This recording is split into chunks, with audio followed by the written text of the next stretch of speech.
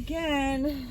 It is Wednesday morning. I just dropped my kids off at school and I'm gonna head home now. So I thought I would just have a quick chat about women and men and marriage. And so I was listening to a post this morning, Paige Connell again, and you know, it's so important how Paige and Abby, they talk about this stuff every day, and they have, I don't know how many followers they have, but their pages are way bigger than mine. They have established a lot of people who listen to their content, and it's so important because the message is so important for women to really reframe how we think about marriage and commitment and family and gender roles and these ideas, these patriarchal ideas that are truly misogynistic, and how so many men, they think that they're well-meaning, I guess. They think that they genuinely, they actually believe that they are protectors and providers, not because they're protecting anything and not because they're providing, but because those catchphrases, those buzzwords are popular. And it makes some men feel good about themselves, even when they're not even doing even half of what she's doing. And it's just absurd to me. It's like that other video I made, that people have this ridiculous, faulty thinking, belief that people who earn a lower hourly rate are not working as hard as people who earn more. And that's such bullshit. The majority of physically demanding jobs, physical labor jobs, are very fucking hard and are not making the same amount of money as someone sitting at a desk in an air-conditioned office. And you know, to me the air-conditioned office is cold and uncomfortable, but for some people it's comfortable. It certainly can be more comfortable than being outside in the cold and the rain, in the snow, in the ice. Digging around in my bag trying to find my lotion, but I can't find it. I don't know why. It's getting on my nerves.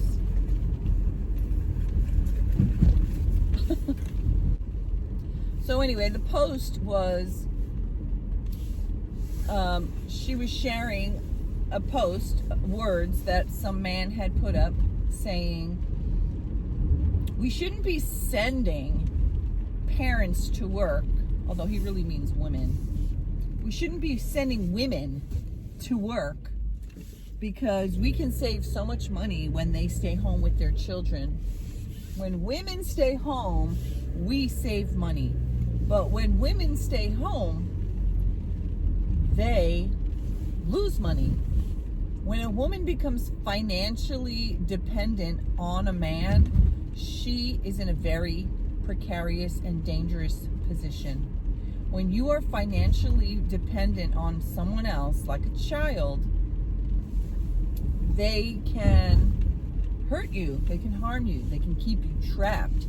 Let's say, for example, you're not super happy in this relationship, but you've got children and they do need childcare, and your husband insists that it's just gonna save you guys money if you stay home.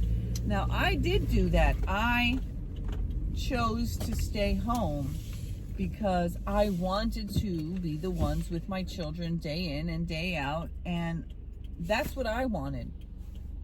At the time, I was working and I was making decent money, but I was commuting to the city, and I did do that for the first I had a 12-week maternity leave, and then I went back to work. And I was going to the city and working and pumping, and it was very, very hard. It was incredibly physically and mentally and emotionally exhausting.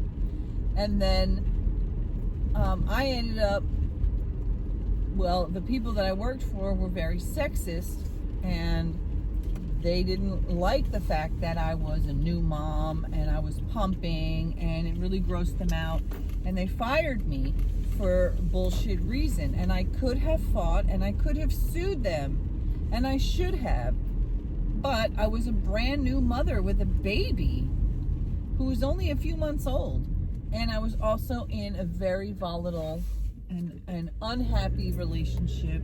And unfortunately, unlike so many of you who have these loving, willing partners who are just total partners, truly showing up and doing their fair share, like you see in the comments, occasionally you'll see somebody say, well, my husband is just not like that, and he's just so awesome. It's like, okay, great. Why don't you teach your husband to tell other men that that's the way to be? Is it that particular man's job? Maybe not, but who the fuck is going to teach these men how to behave in a non-misogynistic way? So anyway, I did stay at home. Now, if someone had been telling me these things, I certainly wish I had heard about this stuff. Now, I didn't build a business on the side exactly, but I did start a blog, and I was doing a lot of research, and I started making videos. And through the process of doing those things on the side for my own sanity and creativity and self-expression, and for my own personal therapy, which is how these videos started, was literally just video therapy session for myself, so I could fucking talk to myself and tell myself what the hell I was thinking and feeling and going through. And then later, when I had a chance to actually listen, I could fucking sit down and listen to it. And that's how I started Channel. Although, the other channel, Cat Dancing and Stretching, was for me moving my body around my house. And if I hadn't had started these, passion projects, then I wouldn't have been developing the skills which is now what I get paid to do. I now get paid to edit videos. And, so thank God that I did something to build, some type of skills, so that I wasn't completely like, I have a friend who, she had a ton of skills, but she was a stay-at-home mom longer than me. And she was in the car a lot, driving around and doing all kinds of stuff that it made it harder for her to just be at home learning things like I was learning. So anyway, the point is that it's not just you're saving money on childcare. You're losing your health benefits if you had them. You're losing your financial independence, which could be deadly for some women. Sometimes you're losing your connection to the outside world. Sometimes you're losing the edge that you have in your career. And again, I think, like, for me, once I had my children at my late age, and I thought that I wasn't going to have children, like, basically since I was 15 years old, I thought that I wasn't going to be able to have children. So when I was 35 years old and I got pregnant, I really, really wanted to just be at home with my children. That's how I felt. That's how some women feel.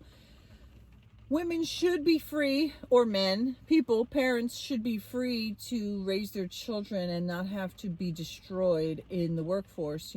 For example, I was telling my sons this morning on the way to school the problem for a lot of women is that when you get out of the workforce because you're raising your children and then you end up having a gap on your resume, a lot of potential employers are not going to be understanding and look at that and be like, oh, well, obviously you were doing, incredibly important work and it makes sense that you would have a gap. No, they punish you by not hiring you or not even giving you the interview. It's like, she's got a young kid at home and she's been working, and there's so much that a woman can lose beside just some income if you choose to step out of the workforce. And I wish that I had been more aware of those things now, because it truly has impacted my life. I decided to step away from the career that I had been in, and I tried for 3 years to become a florist, and I was basically starting from scratch, like minimum wage job. And I had hoped that it would grow fast enough to become something like a viable career. And in the meantime, I ended up learning a lot about the florist industry that made me feel like this is not actually the industry for me, which is fine. But my point is that if you decide to stay home to watch your children, you could and you should. However, be aware of all of these pitfalls, and if there's any way that you can continue earning money, even in a part-time way, even if it's from home, or just maintaining your skills in some way, I highly recommend doing that. And it's a lot to think about. Unfortunately, so many women just trust the man in their life is going to put them and their best interests first. And while some women might have a husband like that, many don't. Okay, now I gotta get out. It's raining. Gotta get out so I can get in and get to my day. And I will see you in the next one. And we out. It's such an amazingly freeing mind space and physical space once you recognize that romantic love is truly a myth that's sold to women to disguise the marriage trap, the unpaid job of wife.